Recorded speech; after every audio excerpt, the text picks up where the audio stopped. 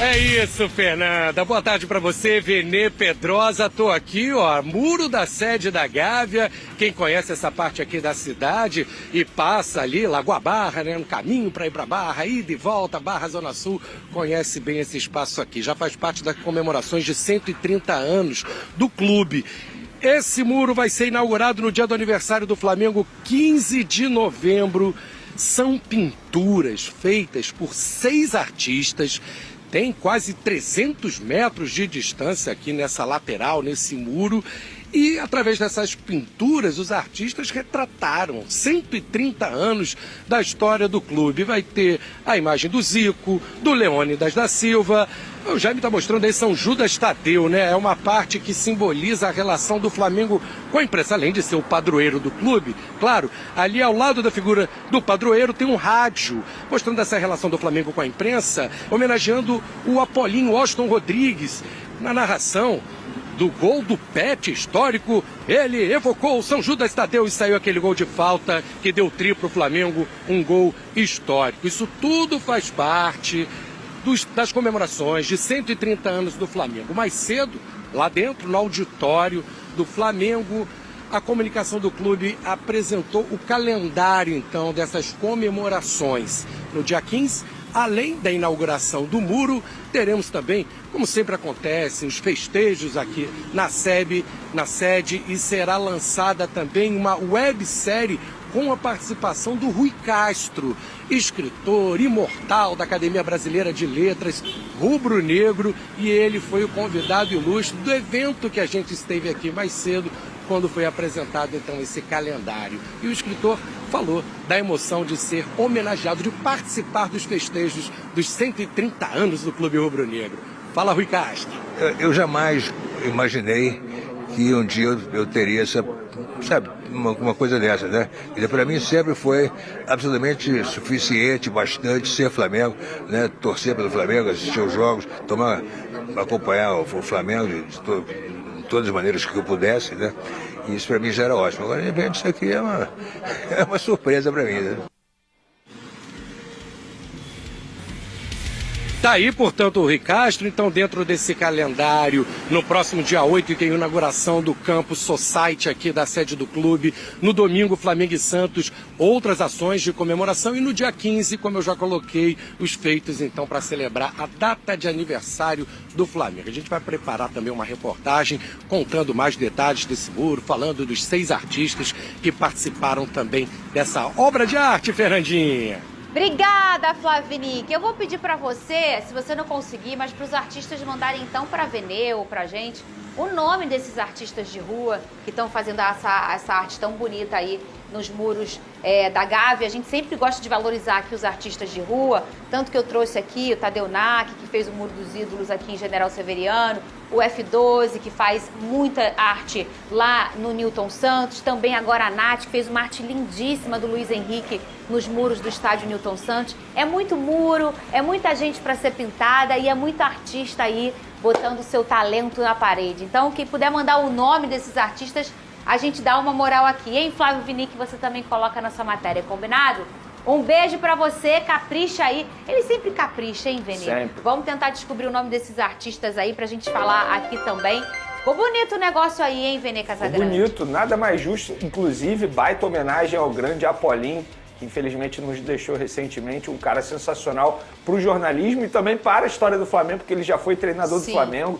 Enfim, um cara sensacional, parabéns para a homenagem a ele. E a homenagem extremamente justa a um clube que vai completar 130 anos e no dia que faz aniversário tem um jogo importante também, vale mencionar, que será contra o Sport. Então, parabéns aos artistas, inclusive é sensacional você pedir os nomes deles, porque eu acho que a gente também tem que falar o nome para poder valorizar o trabalho deles, porque eles estão lá fazendo algo incrível, que é no muro de um clube de 130 anos. E eu sei que você gosta também, meu amigo. É um talento que leva a cultura pra gente passar no local e olhar a história escrita pela arte, né? Porque não só palavras e bocas que contam histórias, né? A arte, a música, isso também conta a história de um lugar, de pessoas, de um povo e de um time como o Flamengo, né? E particularmente eu passo com uma certa frequência ali, né? Na Lagoa Barra, e eu sempre olhei O muro do Flamengo geralmente está bem pintado, tá? Sim. A diretoria do Flamengo geralmente mantém aquilo ali muito bonito de fato. Mas com as artes, com todo esse talento que esses artistas têm, vai ficar mais bonito ainda. Eu acho que a arte, a cultura, é tudo que esse artista precisa de reconhecimento também, que muitas vezes eles são sucateados, para poderem ter um pouco de reconhecimento. E ter essa honra de pintar o muro da Gávea do Flamengo, sem dúvida alguma, é algo que vai ficar marcado na carreira desses artistas. E falando em Flamengo, o rubro-negro se prepara para enfrentar o São Paulo amanhã pelo Campeonato Brasileiro. Já tá na moda do baralho, Pedrosa, nesse jogo? Na torcida? Cara, não sei, Não fala assim. contigo ainda não. Eu acho que eu vou deixar acontecer. Deixa a vida me levar? A minha análise profissional diz que o Flamengo tem obrigação de vencer o São Paulo. Obrigação? Não tá disputando o Campeonato Brasileiro? Obrigação é uma palavra muito forte. Tu quer ganhar o Brasileiro ou não quer? Não, a única obrigação é ganhar do esporte. E dia 15 também é obrigação. Fora isso... O clube tem 5 jogadores no departamento médico para esse jogo de amanhã. Cadê o teu caderninho?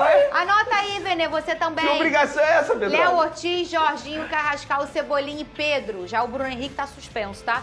Falando em Bruno Henrique, tem a atualização, Vene, sobre o julgamento dele? Sim, foi marcado o novo julgamento dele, vai ser na segunda-feira. Ia acontecer na quinta-feira, mas não ocorreu por conta da questão de segurança aqui no Rio de Janeiro, segundo o STJD. O que eu achei inusitado, porque se teve jogo do Fluminense na quarta, porque não poderia ter o julgamento, até porque o jogador poderia participar de maneira híbrida. Mas, enfim, foi remarcado para segunda-feira e, enfim, essa história será resolvida. E tem mais um desfalque aí também, o Everton Araújo. Ele não vai poder jogar, ele foi expulso de uma maneira correta, isso precisa ser dito, tá? Porque o lance foi muito parecido com o Gustavo Gomes. O errado foi não expulsar o Gustavo Gomes na ocasião e o certo foi expulsar o Everton Araújo. Ele foi expulso de uma maneira correta, pelo menos na minha visão. E é mais um desfalque. E eu falo desfalque importante porque o Flamengo já não vai ter Jorginho. O De La Cruz é sempre uma incógnita pela questão física. O Everton Araújo poderia ser esse jogador para substituir o Jorginho. E aí, Vene? E aí, enfim, tem o Alan, né? Que é a nossa última opção aí do elenco do Flamengo para essa posição. E eu acho que chegou o momento de De La Cruz provar que ele ainda pode continuar performando em alto nível. Ele não vai ter oportunidade melhor que essa ainda nessa temporada. E fez um bom jogo. Pra mim, ele foi o melhor em campo do Flamengo contra o Sport. Eu acho que ele é um jogador que dá outras coisas pro Flamengo.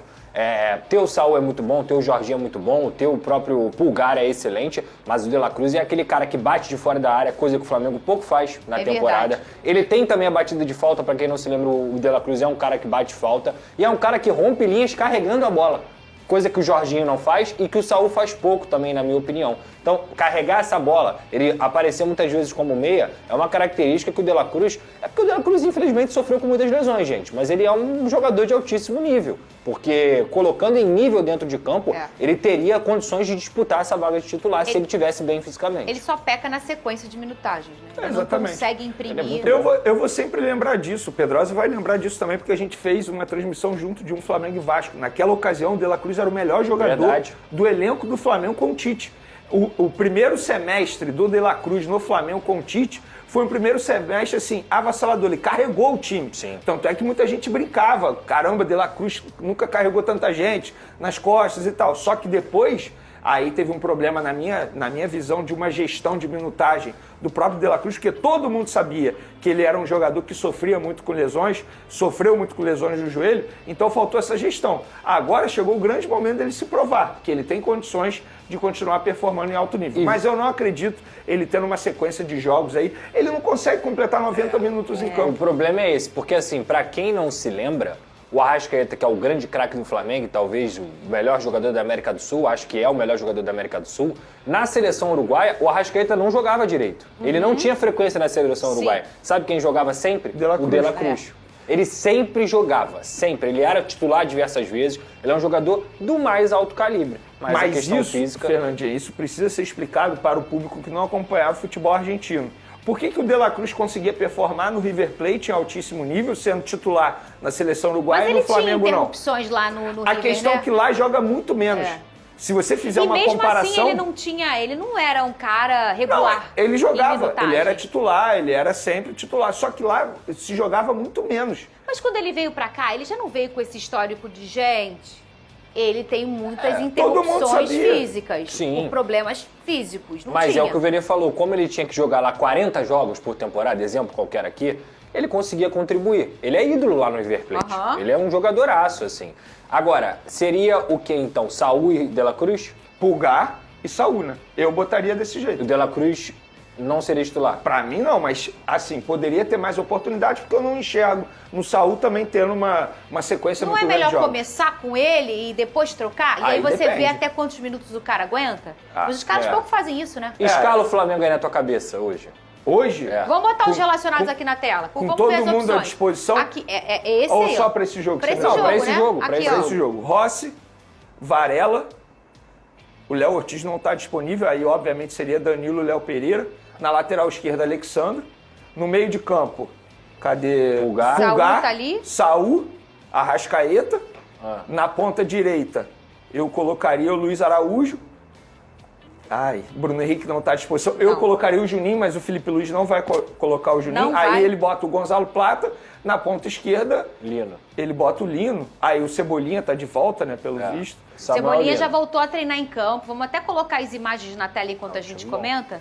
Tu colocaria o Cebolinha ou o Não, Pedrosa? Eu botaria o Samuel Lino. Samuel Lino, tem que Na dar confiança. continuidade, isso. Ele acabou de fazer um bom jogo contra o Sport também. Claro que a gente tem que levar ele em tá voltando consideração agora também, né? o nível do adversário. O Cebolinha tem que ter todo cuidado. A gente falou do De La Cruz aqui, o Cebolinha é a mesma história. é verdade. Mesma história. Ele não consegue ter sequência, porque bola jogada ele joga muito, mas ele não consegue ter sequência. Engraçado que não era assim, né? Ele não tinha essa história. Não o tinha. Cebolinha. Não tinha. Se você analisar o histórico dele de lesões, por exemplo, se eu não me engano, ele foi ter a primeira lesão grave muscular no Flamengo. Ele não tinha na seleção brasileira, no Grêmio nem no Benfica. E aqui ele começou a ter esse histórico. E aí também chega num clube, né, ô Pedrosa, que se a gente for parar pra pensar, é um clube que briga por tudo. E aí Claro. quanto mais você joga competições, mais jogos você joga por ano, né? Cara, até Seu nível, sua carga de intensidade aumenta demais. Até a lesão que ele teve com o Tite, o Cebolinha era um dos principais jogadores do Tite. verdade. Era aquele trio, Luiz Araújo, Pedro e Cebolinha. Era a espinha dorsal, digamos assim, do Tite no setor ofensivo. Depois ele sofreu com lesão, o Pedro sofreu com lesão. Quem continuou jogando foi o Luiz Araújo, e por isso que hoje a gente pode considerar ele um dos titulares do Flamengo. Só que a pior lesão de Cebolinha não foi nem muscular, foi no tendão de Aquiles. Essa lesão aí, inclusive, foi a lesão que, entre aspas, aposentou o Adriano. Né? Todo mundo Não, relata é uma isso. lesão bem sempre muito delicada, adutor e tendão de Aquiles. Agora, falando em Libertadores, a Conmebol divulgou os uniformes que Flamengo e Palmeiras vão usar na final dia 29. Flamengo com a camisa rubro-negra e short preto. E o Palmeiras, camisa e meião verdes e short branco. Além disso, a Conmebol divulgou a venda de ingressos. Hoje, a partir das 4 da tarde, as vendas estarão abertas exclusivamente no site da Confederação, libertadores.11tickets.com. E lembrar que ano passado, essa hora, eu tava esperando dar 4 horas. O que é, garoto? Sabe qual é o nome dessa Comprar operação um aí, ingresso. Pedro? Qual é o nome? Operação Chelsea, é o mesmo uniforme. Ah, é? É mesmo, bem.